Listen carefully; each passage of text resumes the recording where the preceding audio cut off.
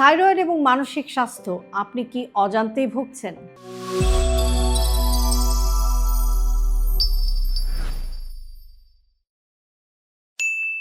আপনি কি এমন অনুভব করেন কোনো কারণ ছাড়াই মন খারাপ লাগে, অকারণে দুশ্চিন্তা বাড়ছে, মনোযোগ কমে যাচ্ছে, সবকিছু ভুলে যাচ্ছেন অথবা খুব ক্লান্ত লাগছে, কারণটা বুঝতে পারছেন না?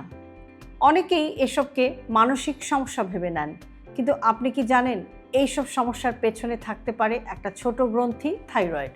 আজকের ভিডিওতে আমরা একটু জানার চেষ্টা করব থাইরয়েড হরমোন কিভাবে আমাদের মুড, চিন্তা, ঘুম এবং মানসিক স্বাস্থ্যের উপরে প্রভাব ফেলে। থাইরয়েড কি? থাইরয়েড হলো গলার সামনে থাকা ছোট্ট প্রজাপতির মতো একটা গ্রন্থি। এটা শরীরে কিছু গুরুত্বপূর্ণ হরমোন তৈরি করে, যেমন T3, T4। এই হরমোনগুলো আমাদের শরীরের মেটাবলিজম বা শক্তি ব্যবস্থাপনাকে নিয়ন্ত্রণ করে। কিন্তু শুধু শরীর না, এই হরমোনগুলো আমাদের মস্তিষ্ক এবং মানসিক অবস্থাকেও প্রভাবিত করে। থাইরয়েড এবং মস্তিষ্কের সম্পর্ক। আমাদের মস্তিষ্ক ঠিকভাবে কাজ করতে সঠিক হরমোনের ভারসাম্য দরকার। থাইরয়েড হরমোন কমে গেলে বা বেড়ে গেলে মস্তিষ্কের কাজেও কিন্তু পরিবর্তন আসে। ফলে দেখা দিতে পারে মুড পরিবর্তন, উদ্বেগ, ডিপ্রেশন, মনোযোগ কমে যাওয়া। হাইপোথাইরয়েডিজম বা হরমোন কম হলে, যখন থাইরয়েড হরমোন কমে যায় তখন তাকে বলা হয় হাইপোথাইরয়েডিজম। এই অবস্থায় মানুষ অনুভব করতে পারে সব সময়ের জন্য ক্লান্তি, মন খারাপ, আগ্রহ কমে যাওয়া, ধীরে চিন্তা করা, স্মৃতিশক্তি কমে যাওয়া। অনেক সময় এটাকে ডিপ্রেশন বলে ভুল করা হয়। হাইপারথাইরয়েডিজম বা হরমোন বেশি হলে, যখন থাইরয়েড হরমোন বেশি হয় তখন তাকে বলা হয় হাইপারথাইরয়েডিজম। এই অবস্থায় দেখা দিতে পারে অতিরিক্ত উদ্বেগ, অস্থিরতা, ঘুম কমে যাওয়া, রাগ বেশি হওয়া, হৃদস্পন্দন বেড়ে যাওয়া। অনেকে এটাকে অ্যাংজাইটি ডিসঅর্ডার ভেবে বসেন। একটা বাস্তব উদাহরণ হচ্ছে যে, ধরুন একজন নারী হঠাৎ করে তার মুডের পরিবর্তন হচ্ছে, কাজে মন বসছে না, সবসময় ক্লান্ত লাগছে। তিনি ভাবছেন যে হয়তো আমি মানসিকভাবে দুর্বল হয়ে যাচ্ছি, কিন্তু পরীক্ষা করে দেখা গেল তার থাইরয়েডের হরমোন কম। চিকিৎসা শুরু করার পর তার মুড এবং শক্তি দুটোই কিন্তু ভালো হয়ে গেল।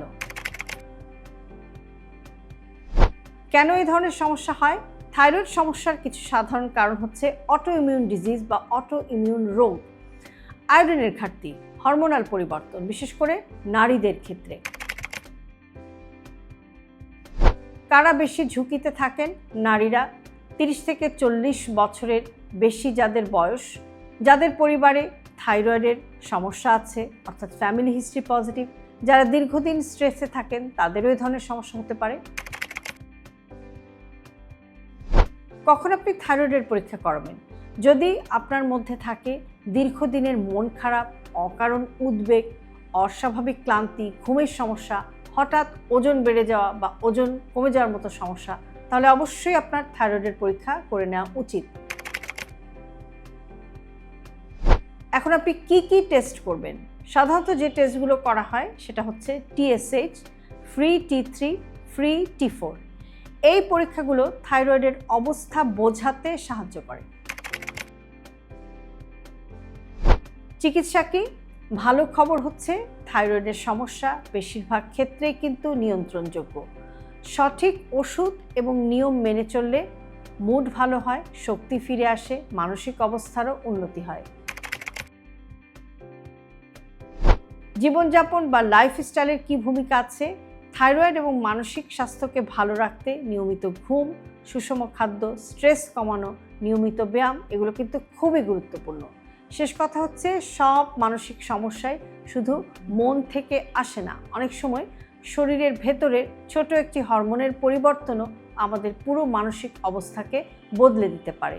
তাই শরীর এবং মন দুটোকেই একসাথে বুঝতে হবে। আপনি কি কখনো থাইরয়েডের পরীক্ষা করেছেন? কমেন্টে লিখে জানান।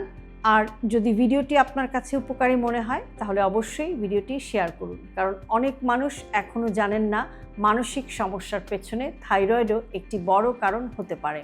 হেলদি লাইফস্টাইলকে জটিল ভাববেন না। আপনার দৈনন্দিন জীবনে ছোট ছোট অভ্যাসের পরিবর্তনই আপনাকে নিয়ে যেতে পারে একটি সুস্থ জীবনধারার দিকে। আর সে কারণে আমরা সব ভিডিওতে সবসময় বলে থাকি হেলদি লাইফস্টাইল সিম্পলিফাইড। ভিডিওটি ভালো লাগলে শেয়ার করুন প্রিয়জনের সাথে। আর এরকম আরও ভিডিও নিয়মিত পেতে সাবস্ক্রাইব করুন আমাদের ইউটিউব চ্যানেল এবং ফলো করুন আমাদের Facebook page with doctor Shahnaz Chowdhury.